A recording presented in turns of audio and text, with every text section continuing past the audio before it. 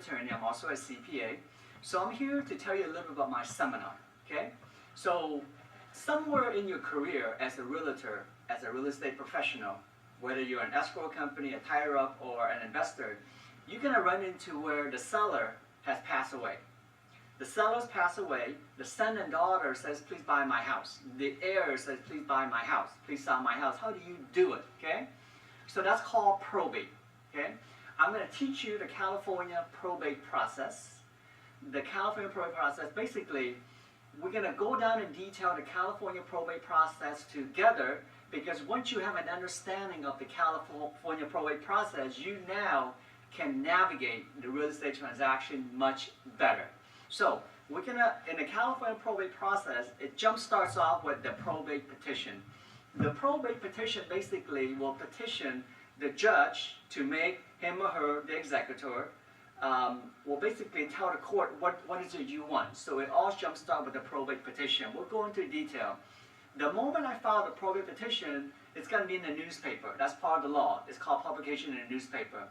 Then we're going to have our first court hearing. The judge in the probate is going to have a first court hearing to see who wants to be appointed as the executor or the administrator, okay? And then we're going to, after the court hearing, something very important gets issued by the court. It's called letters and orders. Letters and orders is the executor or administrator passport to sort of execute and carry on the estate, aka sell the house. Then after that, the notice to all the creditors. You know, bill has to be paid, so the notice all the creditors has got to go out. Okay. Now the personal representative, known as the executor, if there's a will, administrator, if there's no will, there's something called duties and liabilities of the personal representative.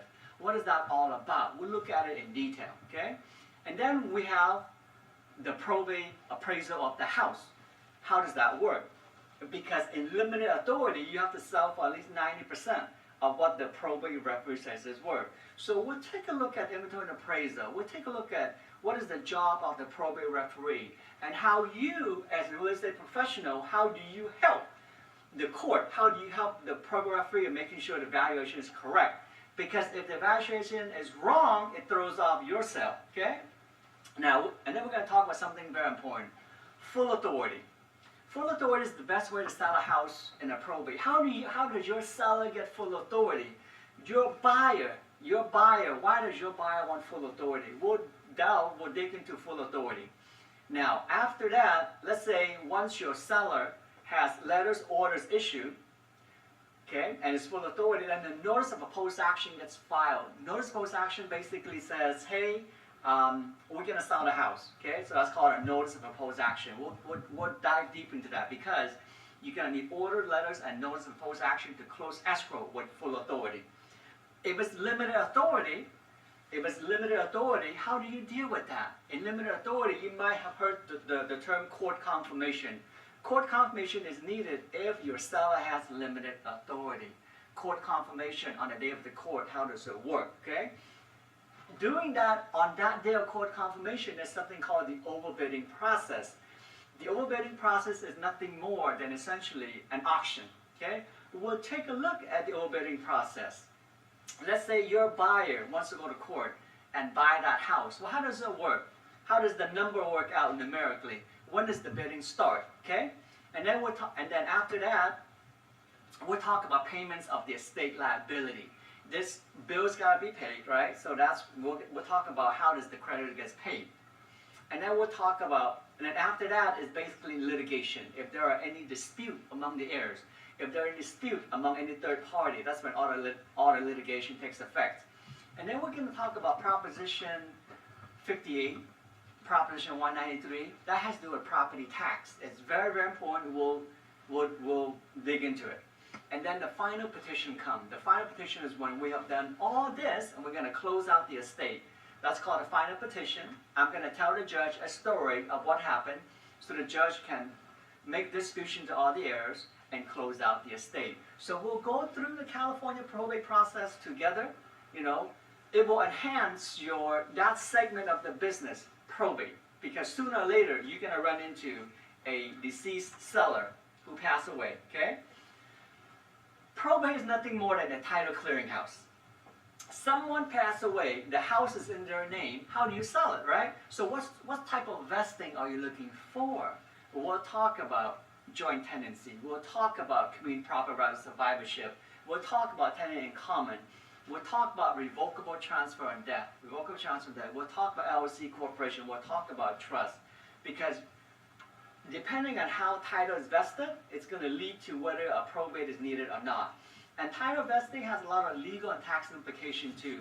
We'll dig into the different way of vesting, the legal implication and tax implication of vesting. So, right, there are two things about life that is a certainty.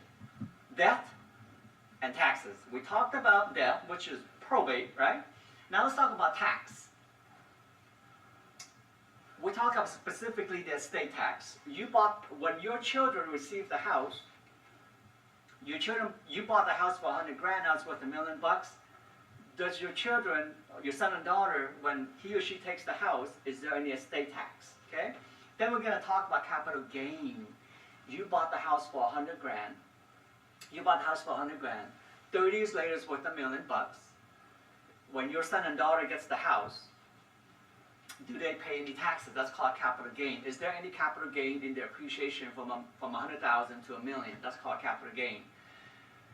Then we're going to talk about property tax as well. Your son and daughter inherits the house that you bought for 100,000. Now it's worth $1 million. Your son and daughter decides to keep the house. Property tax. Did they pay property tax based on 100,000, or do they pay property tax based on $1 million? I'm going to show you how to take advantage of paying property tax only based on 100,000. It's a huge saving. We'll talk about it. It's very important. Now, so if your seller passed away, that's a probate. Okay. What if your seller has a trust? What if your seller has a trust? How do you sell a house in a trust? We're going to talk about the components of a trust. Son and daughter says, mom passed away. Mom and dad has a trust. What are you going to do? How are you going to sell that house? Well, we're going to look at together a trust. Looking at the trust document, what are you looking for? You're looking for the successor trustee. That's the person who can sign the listing agreement. Where do you find that in the trust? We'll take a look at the trust in detail. And then we'll take a look at the durable power of attorney. The durable power of attorney basically avoids conservatorship. What is that all about? Then we'll take a look at the Advanced Healthcare Directive, which basically gives your son and daughter or husband and wife the power to talk to the doctor, access medical record. Then we're going to talk about the pour-over will. The pour-over will is very, very important. Mom and dad has a trust. Mom and dad refinance the house. The bank forces him or her to take the house, put it back in her name. She passed away. Well, if you have a pour-over will, sometimes known as the Hextech petition process, we can maybe avoid a probate. Then we'll take a look at what is a trust transfer all about. So this is a phenomenal seminar to teach real estate professionals how to deal with selling a house in probate, selling a house in conservatorship, selling a house in probate, selling a house in a living trust. Okay, so all you got to do is visit learnprobate.com. So come to learnprobate.com, sign up for this 3-hour seminars. You'll love it. It's everything you're going to need to know to order to deal with the baby boomer. Thank you so much. I'll see you at my seminar.